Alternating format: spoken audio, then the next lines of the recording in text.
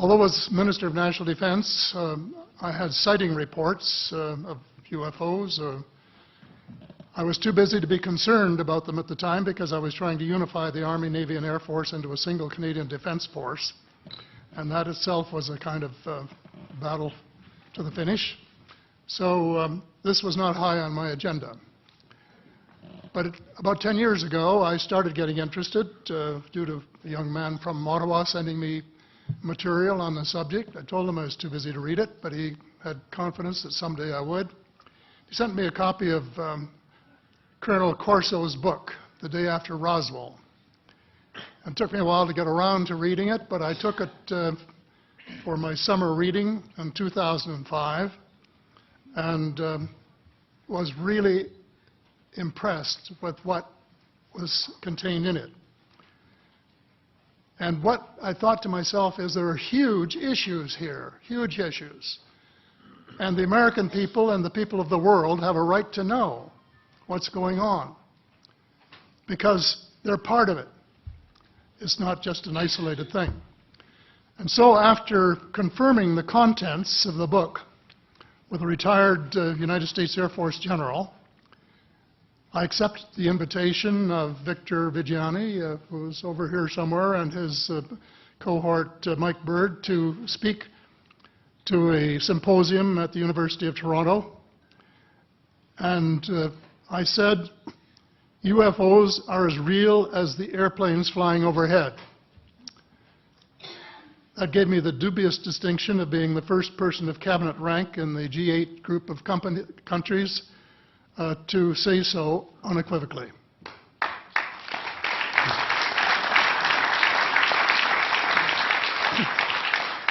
First is that about in the 1960s sometime, there was a flotilla of UFOs headed south that crossed into NATO territory in Europe.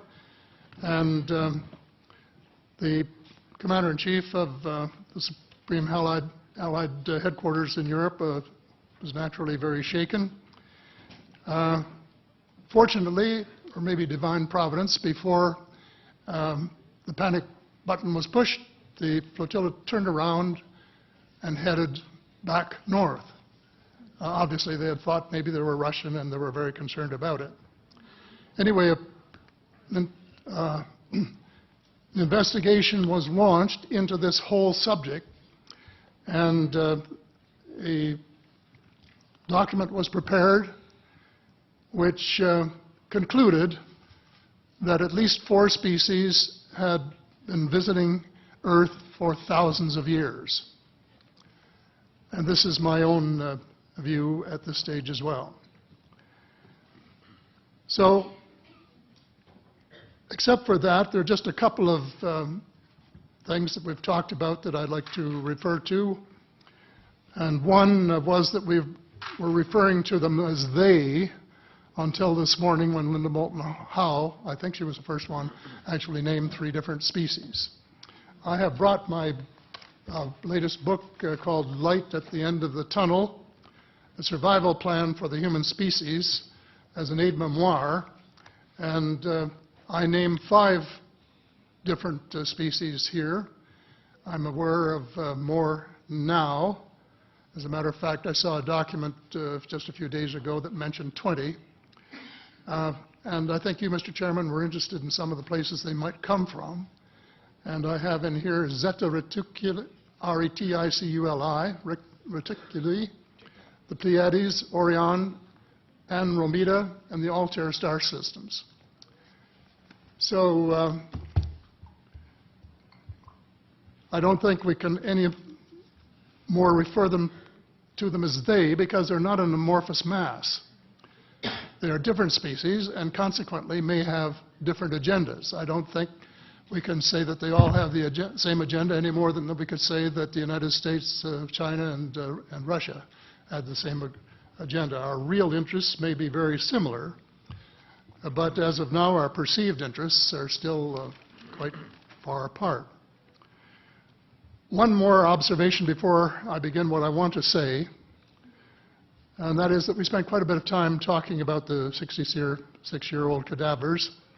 And I was glad to have Linda this morning finally say that there are live ETs on Earth at this present time, and at least 2 of them probably working with the United States government. The other species that I learned about not too long ago was called the tall whites. And this is when Paula Harris broke the story just a few years ago.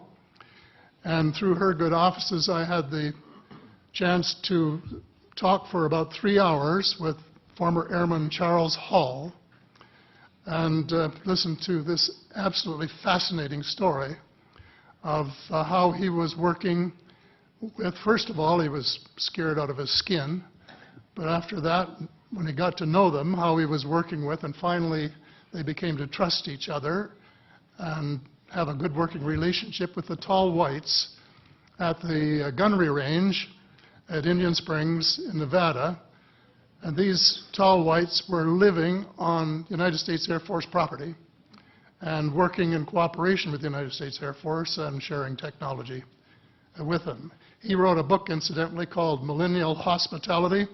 There are 4 different versions, but Paula says that Millennial Hospitality number 2 is the best. I think that's the one I read, and it's a very interesting read if you want to sort of get inside the problem of what it's like to bump into these people floating across the terrain in the desert. Well, enough on that for now. My interest is in full disclosure. And my only caveat is I think probably I would say 95 to 98% full disclosure. I know of 1 or 2 things that I'm not sure should be in the public domain, at least yet. They will be someday, I'm sure, but not maybe immediately. But just as children survive the idea of the Tooth Fairy and Santa Claus when they become adult, I think that tax-paying citizens are quite capable of accepting the new and broader reality that we live in a cosmos teeming with life of various sorts. The fact that some other civilizations are more advanced than we are may be humbling, but that could be a necessary step in our survival.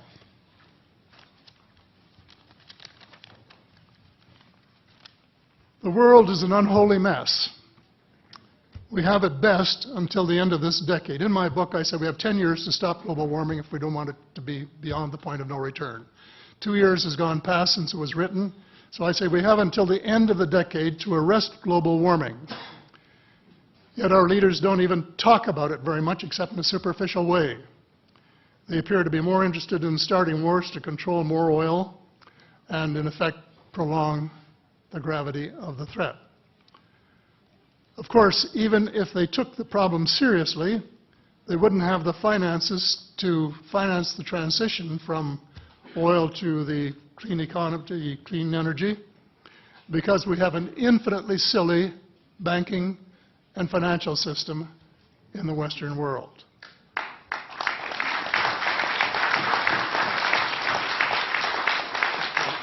And the United States Congress, I regret to say, is partly responsible, and I'd be glad to elaborate on that later if you're interested. And finally, they need the technology for clean energy. And it exists, and it's being kept secret by the same vested interests who control our destiny. Who are these vested interests, and what are they up to? Well, Senator, we're talking about a military junta. In my opinion, that is true, but I have broadened and deepened the definition to cabal, and the cabal comprises members of the Three Sisters: the Council on Foreign Relations, the Bilderbergers, and the Trilateral Commission, the International Banking Cartel, the Oil Cartel, members of various intelligence organizations, and select members of the military junta, who together have become a shadow government of not only the United States, but of much of the Western world. The aim of the game is a world government comprising members of the cabal who are elected by no one and accountable to no one. And according to Mr. Rockefeller, the plan is well advanced. Does this help you to understand why our civil rights are being taken away from us? I say us, because Canada too is included in the grand plan.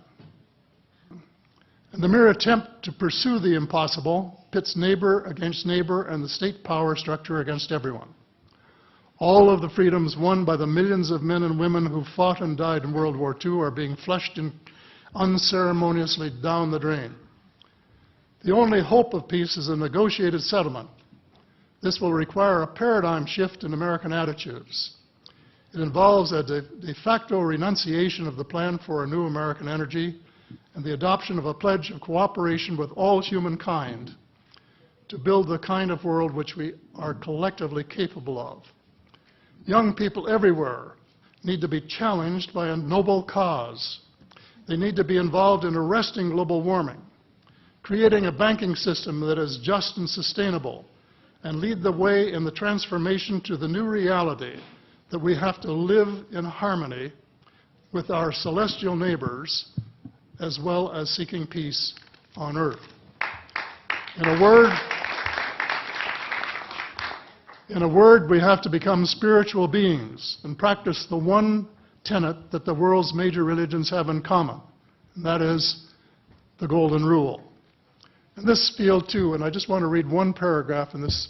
This is from the late Dr. John Mack, an American secular Jewish psychiatrist who became a world leader in interviewing abductees, or experiencers, as he called them, came to this conclusion in a startling book, Passport to the Cosmos. Quote, although the aliens are not themselves gods, their behavior is sometimes anything but godlike. Abductees consistently report that the beings seem closer to the Godhead than we are, acting as messengers, guardian spirits, or angels, intermediaries between us and the divine source. Thank you. Thank you very much.